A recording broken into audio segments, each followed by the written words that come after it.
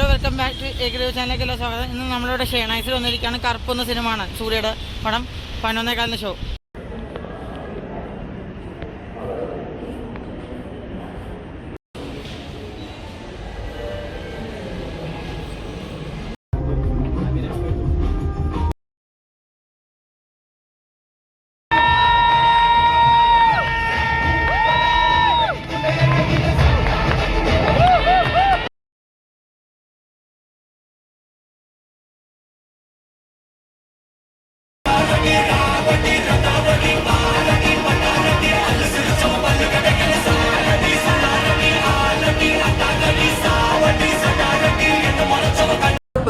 Directed by RJ Balaji. അപ്പോൾ സിനിമ കണ്ടതിന് ഇപ്പോൾ വീട്ടിലെത്തിയിരിക്കുകയാണ്. സിനിമ എങ്ങനെയാണെന്ന് പറയുന്ന മുന്നേ വേറൊരു കാര്യം എന്ന് വെച്ചാൽ ഇന്നലെ എന്ന ദിവസം ഈ സിനിമ തിയേറ്ററിൽ എത്തേണ്ടായിരുന്നു. പക്ഷേ ഡിസ്ട്രിബ്യൂഷൻ ഇഷ്യൂ കാരണം ഇന്നലെ എത്താണ്ട് പോയി. അതുകൊണ്ടാണ് എൻ്റെ റിവ്യൂ വരാൻ പോലും ലേറ്റ് ആയത്. സത്യം പറഞ്ഞാൽ ഇന്നലെ വനിതയിൽ 9:30 ഫസ്റ്റ് ഷോക്ക് തന്നെ ടിക്കറ്റ് എടുത്തതാണ്. പക്ഷേ ഈ ഷോ ക്യാൻസലായത് കാരണം ഇന്നലെ തന്നെ ചെയ്യാൻ പറ്റിയില്ല. അപ്പോൾ ഇന്ന് പോയി അവിടെ പോയി കാണാമെന്ന് ചോദിച്ചാൽ ഉച്ചയ്ക്ക് ഞാൻ അന്വേഷിച്ച് നോക്കിയപ്പോൾ ഉച്ചയ്ക്കാണ് അവിടെ ഷോ തുടങ്ങാമെന്ന് പറഞ്ഞു. അപ്പോൾ രാവിലെ തന്നെ പോയി കാണണമെന്ന് ഒരു ഭയങ്കര നിർബന്ധമായിരുന്നു എനിക്ക്, സത്യം പറഞ്ഞു. അതുകൊണ്ട് ഞാൻ നോക്കിയപ്പോൾ ഷേണൈസിൽ 11:15 ഷോ ഉണ്ട്. ഒന്നും നോക്കിയില്ല, ടിക്കറ്റ് എടുത്ത് പോയി കാണുകയും ചെയ്തു. അപ്പോൾ സിനിമ എങ്ങനെയുണ്ട് പറയാനാണെങ്കിൽ എനിക്ക് 2 തരം രീതിയിലാണ് നിങ്ങളുടെ മുന്നേ അവതരിപ്പിക്കാനുള്ളത്. ഒന്ന്, യോജിക്കുന്ന സാധനം വീട്ടിൽ ഉപേക്ഷിച്ചിട്ട് ഒരു നല്ലൊരു മാസപ്പടം കാണാൻ താല്പര്യമുള്ളവർക്ക് ഉറപ്പായിട്ട് ടിക്കറ്റ് എടുത്ത് കാണാം, തിയേറ്റർ ടിക്കറ്റ് എടുത്ത് കാണാൻ പറ്റുന്ന ഒരു പടം തന്നെയാണ് കറുപ്പെന്ന് ഞാൻ 100% പറയും. അങ്ങനത്തെ ഒരു പടമാണ്. ഇനി രണ്ടാമത് പറയുകയാണെങ്കിൽ കുറേ വർഷങ്ങൾക്ക് ശേഷം സൂര്യ സാറിൻ്റെ കംബാക്ക് അടിച്ചെന്ന് പറയാം. കുറേ നാൾക്ക് ശേഷം അദ്ദേഹത്തിൻ്റെ ഒരു തിരിച്ചു വരെന്ന് പറയാം. ഈ സിനിമയിൽ അദ്ദേഹത്തിൻ്റെ 45ാമത്തെ സിനിമയായിരുന്നു കറുപ്പ് എന്ന് പറഞ്ഞ സിനിമ. അതിലൂടെ തന്നെ അദ്ദേഹം ശക്തമായി തിരിച്ചു വന്നിരിക്കുകയാണ്. തമിഴ്നാട്ടിലൊക്കെ ഭയങ്കര പോസിറ്റീവ് റെസ്പോൺസാണ് കിട്ടിയിരിക്കുന്നത്.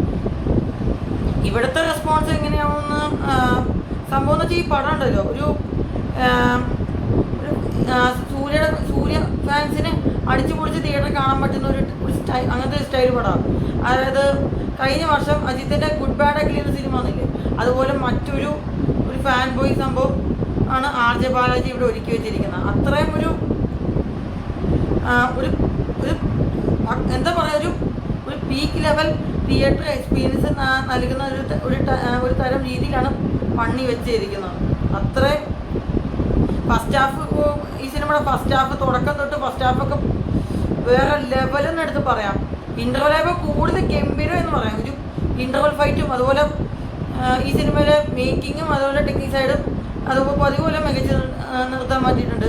അതുപോലെ വിഷ്വൽസൊക്കെ ഗംഭീരമായിട്ടുണ്ട്. പക്ഷെ കളർ ഗ്രേഡിങ് മാത്രം കുറച്ച് പോരായ്മ എനിക്ക് വ്യക്തിപരമായിട്ട് ഫീൽ ചെയ്തു. പിന്നെ ഇതിലെ ആക്ഷൻ സീക്വൻസും ഒക്കെ കിട്ടുമായിട്ട് തോന്നി. എന്നാൽ ഈ സിനിമയെ വേറെ ലെവലിലേക്ക് നമ്മളെ എത്തിച്ച ആ ഒരു തിയേറ്ററിൽ ഇമ്പാക്റ്റ് പിടിച്ചെടുക്കാൻ പറ്റിയത് സായി അഭ്യങ്കറിൻ്റെ ഒരു അന്യായ ലെവൽ മ്യൂസിക് വർക്കായിരുന്നു. മ്യൂസിക്കും BGM ഒക്കെ ഒരു സച്ച് എ ടെറിഫിക് വർക്ക് എന്നാ പറയാം, ഒരു പൊളി എന്ന് പറയാം. കാരണം പുള്ളിയുടെ ചില ഈ സിനിമയിലുള്ള നമ്മൾ ടീസറിൽ കണ്ടിട്ടുള്ള അതുപോലെ ട്രെയിലറിൽ കണ്ടിട്ടുള്ള മ്യൂസിക്കൊക്കെ അത് കറക്റ്റ് പ്ലേസ് ചെയ്താണ് ഈ സിനിമയിൽ ഒരുക്കി വെച്ചിരിക്കുന്നത് സായി അഭ്യങ്കർ. എന്താ പറയുക, അടുത്തൊരു അനിരുദ്ധ് ആണോന്ന് എനിക്കൊരു സംശയമുണ്ട്. കാരണം അനിരുദ്ധ് വിജയുടെ പടത്തിനും അതുപോലെ രജനീകാന്തിൻ്റെ സിനിമയിൽ ചെയ്തു വെച്ച ഒരു അന്യായ ലെവൽ മ്യൂസിക് വർക്ക് അതുപോലെ തന്നെ ഈ സായി അഭ്യങ്കർ സൂര്യയുടെ പടത്തിനും ചെയ്തു വെച്ചിരിക്കുന്നത്. അന്തമാതിരി പണി വെച്ചിരിക്കുക, ഒരു അന്യായ വേറെ ലെവല് ചെയ്ത് വെച്ചിട്ടുണ്ട് അത്രയും.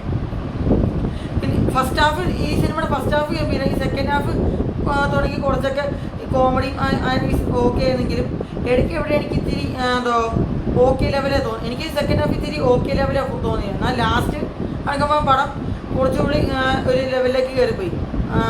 പ്രത്യേകിച്ച് ലാസ്റ്റ് ഒരു 10 മിനിറ്റ്, സോറി, ലാസ്റ്റ് 10-15 മിനിറ്റ് സീനുണ്ട്. അത് നമ്മൾ ഈ ഒരു മാസ പടത്തിൻ്റെ വേണ്ട ഒരുക്കി വെച്ചൊരു നല്ലൊരു ക്ലൈമാക്സ് ആണ് ഈ സിനിമയിൽ ഒരുക്കി വെച്ചിരിക്കുന്നത്. അത്രയും കൂടുതൽ ഞാൻ എടുത്ത് പറയുന്നില്ല, പറഞ്ഞത് സ്പോയിലറാവും. എന്തായാലും ഓവറോൾ എനിക്ക് ഈ സിനിമ പിന്നെ വേറൊരു കാര്യം പറയാൻ പറ്റുപോയി. ഇതിലെ സൂര്യ സാറിൻ്റെ പെർഫോമൻസ്, പുള്ളി ഇതുവരെ ചെയ്തതിൽ വെച്ചിട്ട് ഏറ്റവും വളരെ ഡിഫറെൻറ്റ് ക്യാരക്ടർ, അത് വളരെ ഗംഭീരമായിട്ട് കൈകാര്യം ചെയ്തിട്ടുണ്ട്. അതുപോലെ ആർ ജെ ബാലാജി ഫിലിമേഷൻ അത്യാവശ്യം നന്നായിട്ട് കൈകാര്യം ചെയ്തിട്ടുണ്ട്. അതുപോലെ ഈ സിനിമയിലെ മറ്റു താരങ്ങൾ, അതായത് തൃശ അടക്കം ഒരുപാട് ക്യാരക്ടേഴ്സിനകത്ത് അവരവരുടെ റോള് നന്നായിട്ട് കൈകാര്യം ചെയ്തിട്ടുണ്ട്. അപ്പോൾ ഓവറോൾ അത്രേ ഉള്ളൂ. മൊത്തത്തിൽ എനിക്ക് സിനിമ തിയേറ്ററിൽ തന്നെ എക്സ്പീരിയൻസ് ചെയ്യണം. എന്നാൽ ലോജിക്ക് ഒന്ന് പ്രതീക്ഷിച്ച് തിയേറ്ററിൽ പോയി കാണണ്ട. കാരണം ഇതിരി